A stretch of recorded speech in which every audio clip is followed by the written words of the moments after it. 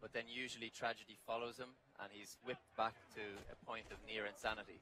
So that's his story arc. But we want to put you in the seat of Mad Max, and then we want to let you in this open world, post-apocalyptic environment. We want to let you be the author of your own unique Mad Max story.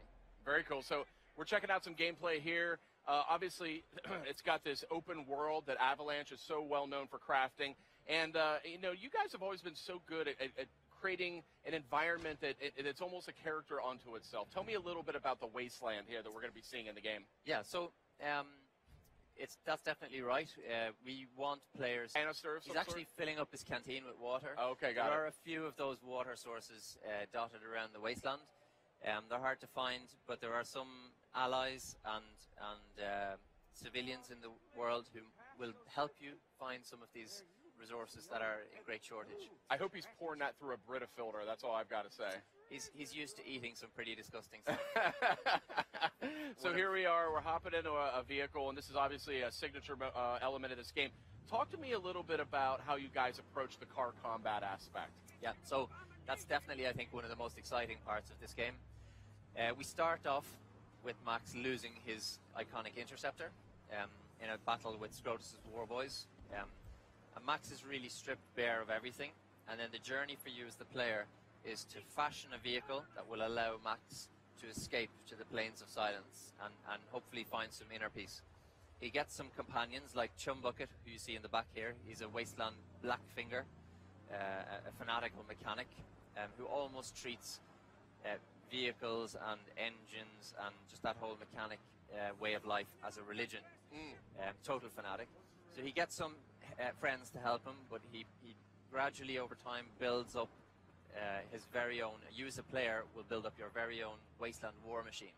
And it will be an expression of the choices that you make in the world, what directions you want to go in, and also the playing style that you choose. So your magnum opus will be completely different to mine, and in fact we'll be able to compare them in some online situations.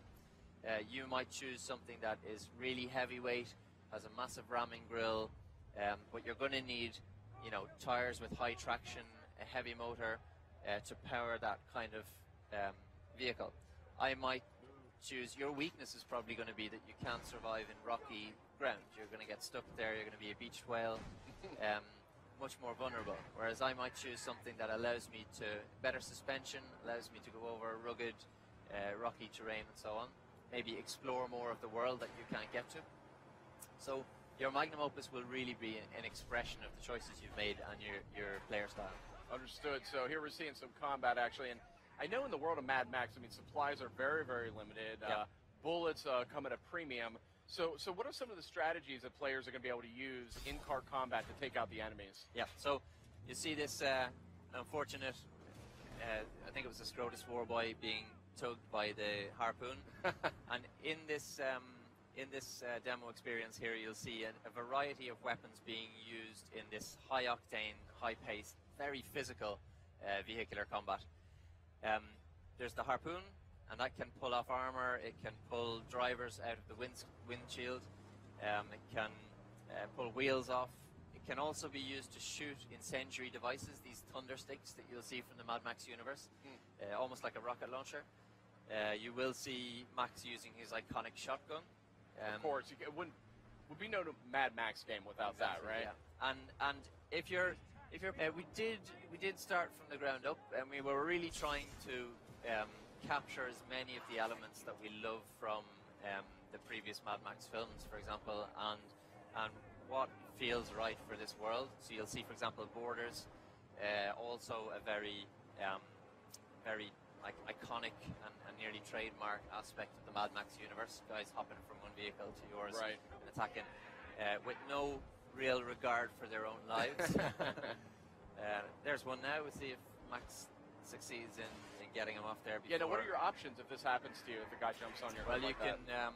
There's one. There's one, that's straight to the point. You can use the shotgun. You can try and scrape him off with a cliff wall or something, depending on the terrain that you're in. So yeah, there's a bunch of options. In fact, Chumbucket was hiding in the back when that guy was on, but now when he sees he's safe, he'll come back out and he'll help you. And if you stop the car, and the magnum opus is damaged, he'll climb onto the roof and start putting out the fire in your engine. And nice. Tinkering. And I need one of those guys for my Mazda 3. Exactly. Everyone should have one. Yeah. So tell me a little bit more. I mean, it sounds like there's a lot of modifications that you can do. It sounds like, I mean, gas is scarce. You know, you're fighting for your life every minute of this.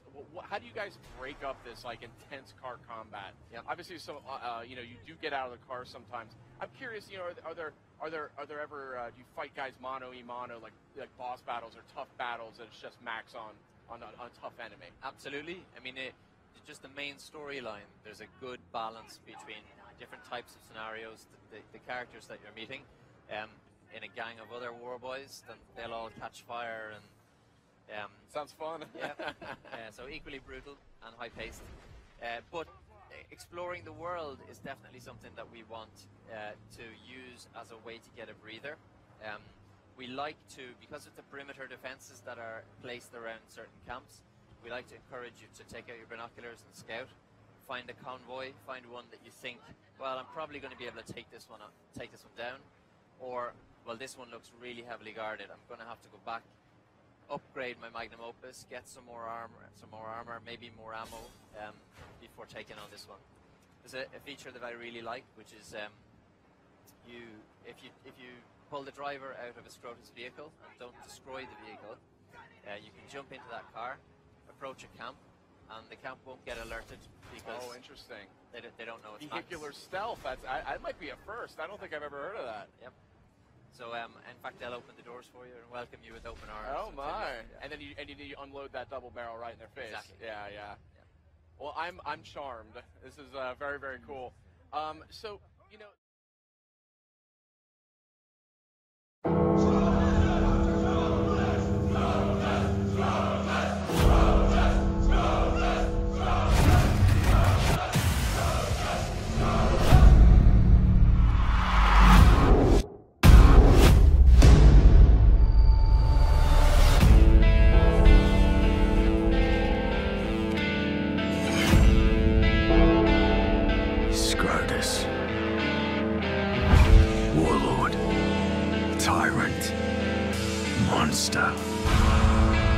My apostles of Ava, you've hunted well.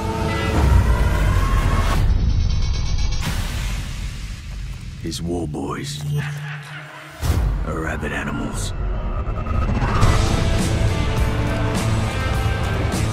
His reign is through terror and fear. His purpose is power and vengeance.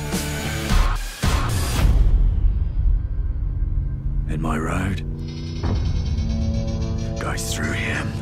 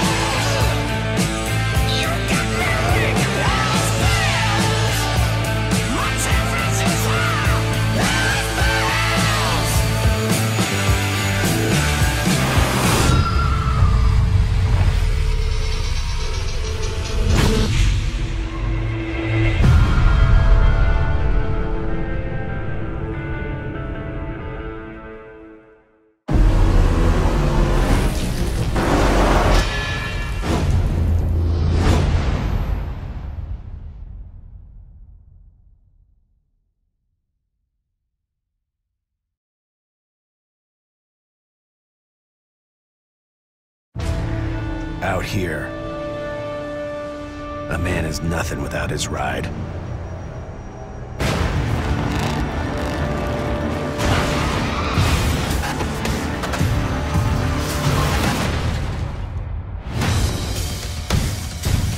They took his car, so he built a better one.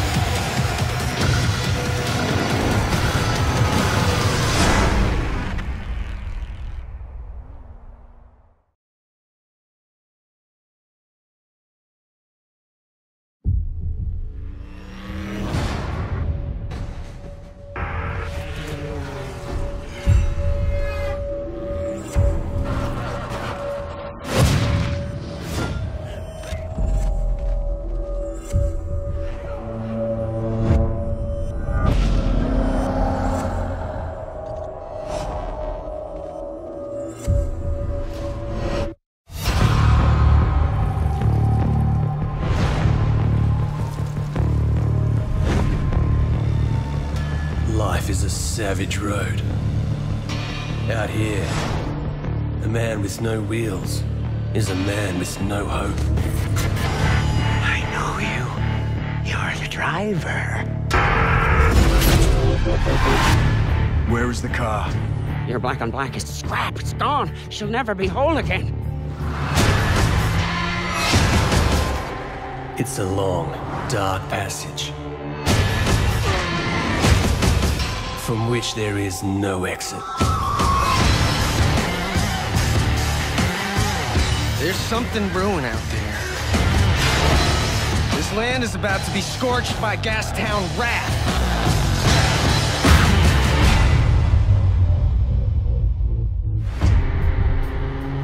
In these wastelands, the righteous path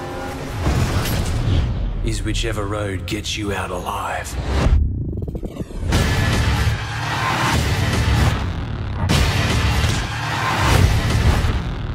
It's time to let the people know, and the blood flow! I see what's behind the crazy in your eyes.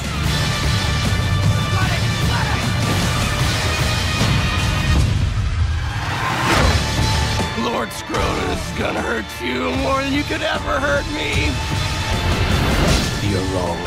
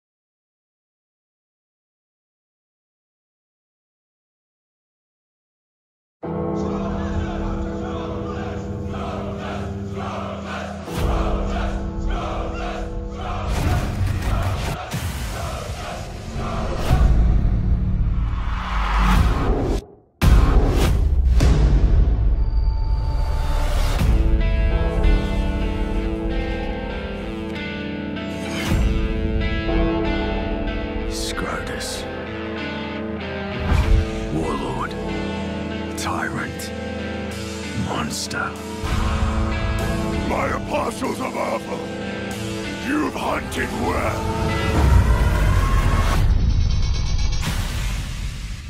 His war boys are rabid animals.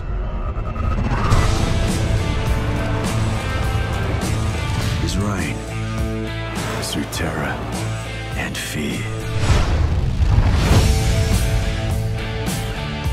His purpose is power and vengeance. And my road goes through him.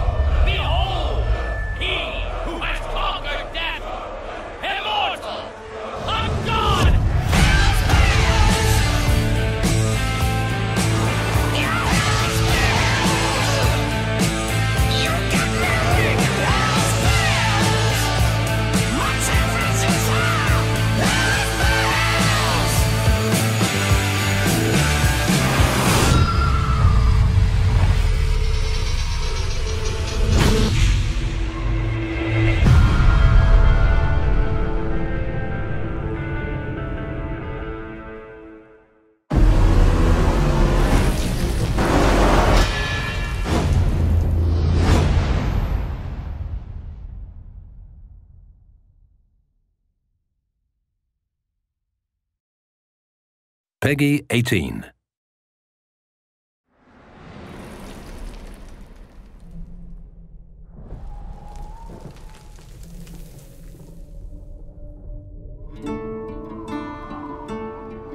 This is what remains. Morality, justice, mercy. They don't exist anymore. Hope is dead. Glory is lost. Consumed by everything that surrounds us. Now these streets are paved towards nowhere. Won't somebody tell me an answer if you can? I want someone to tell me what is the soul of a man? Before this, we were taught it took a hero to change things. But we never got a hero. We got him. The man they call Max.